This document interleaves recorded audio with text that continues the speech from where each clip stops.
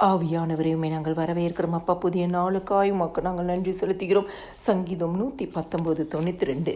உமது வேதம் என் மனமகிழ்ச்சியாக இராதிருந்தால் என் துக்கத்திலே அமிழ்ந்து போயிருப்பேன் என்று சொல்லி தாவீது இந்த இடத்துல சொல்கிறார்.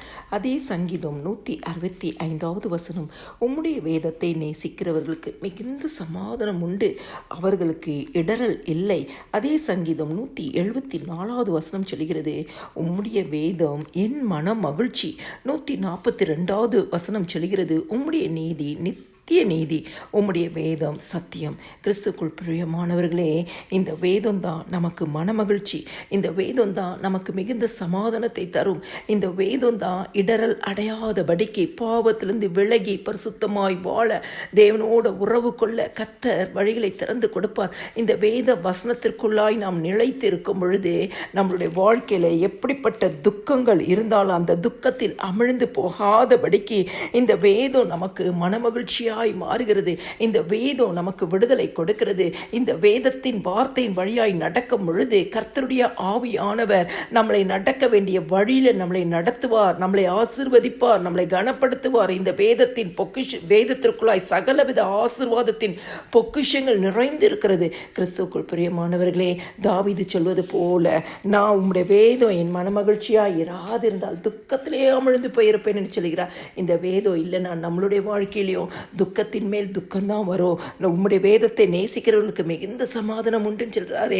இந்த நாளில் இந்த வேதத்தை நேசிக்கும் பொழுது எல்லா புத்திக்கும் மேலான தேவ சமாதானம் நம் இருதயத்தையும் சிந்தையினையும் ஆளுகை செய்யும். உம்முடைய வேதம் தான் என் மனமகிழ்ச்சி என்று தாவீது சொல்கிறது போல நம்மளுடைய ஆத்மாக்குள்ள கர்த்தருடைய ஆவியானவர் வேத வசனத்தை படிக்க படிக்க ஒரு மனமகிழ்ச்சியை கர்த்தர் தருவார்.